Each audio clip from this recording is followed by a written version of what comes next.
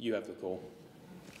Thank you, Deputy Speaker. Well, the international refugee crisis is the defining humanitarian issue of our time, and it's an issue that it's a challenge that Australia has all too often failed to rise to. According to the United Nations High Commission for Refugees, there are currently around 65 million displaced people around the world, fleeing from war, conflict and persecution, the most since World War II. There are around 500,000 refugees and many more displaced people in our own region. It's not an easy issue from a policy or a moral perspective. The problem raises difficult choices with uncertain consequences, and people of good faith can and will disagree about the best role that Australia can play in response to this humanitarian crisis. And while it may not often feel like it in the day-to-day political clamour, there are areas of agreement within the community, civil society and even within this parliament about the role that Australia should play. I believe that we can build out from these areas of consensus in this country to increase the positive impact that Australia can have on the international refugee crisis. In this vein, I want to thank the member for Malley for agreeing to second this motion and the member for Macmillan for agreeing to speak on it today.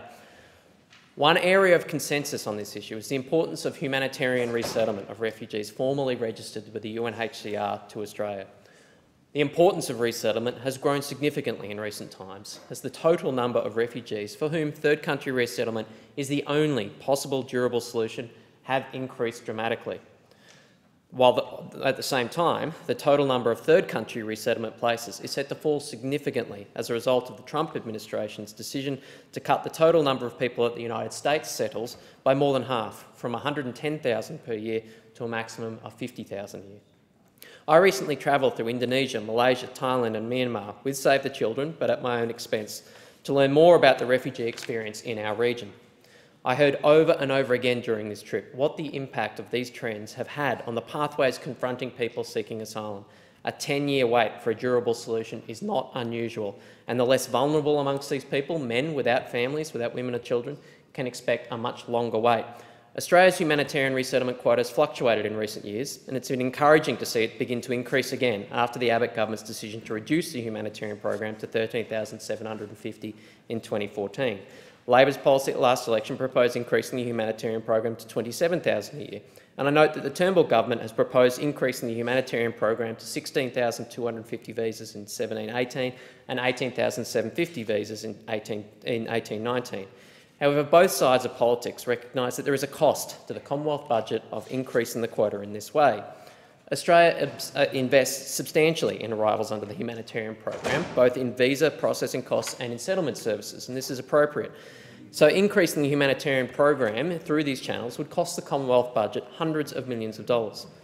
In contrast, community or private sponsorship of the resettlement of refugees in Australia offers an alternative pathway to resettlement that offers the potential to avoid this constraint. Community or private sponsorship allows non-government actors, businesses, religious organisations, community groups, individuals to meet the costs of visa applications and resettlement services for refugees, either via direct financial contributions or the provision of in-kind goods and services.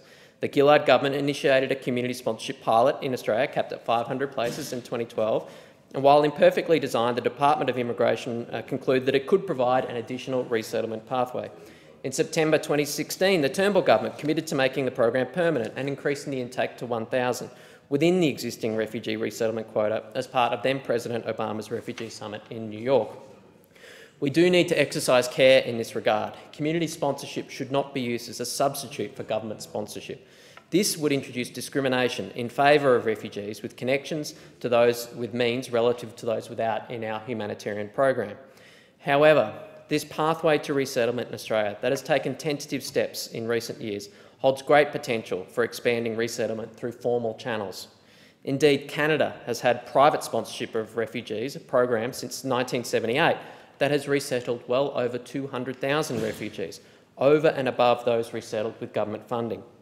During the United Nations Summit on Refugees and Migrants in New York last year, the UNHCR, the Government of Canada and the Open Society Foundation launched a joint initiative to increase private sponsorship of refugees around the world. In this regard, I call on the Australian civil society to join in this international effort to seek to build consensus across the political spectrum, across the business and community sectors, for the use of community private sponsorship to expand the resettlement of refugees in Australia through formal channels. perhaps the Australian community can do a better job at this task than those of us in this parliament.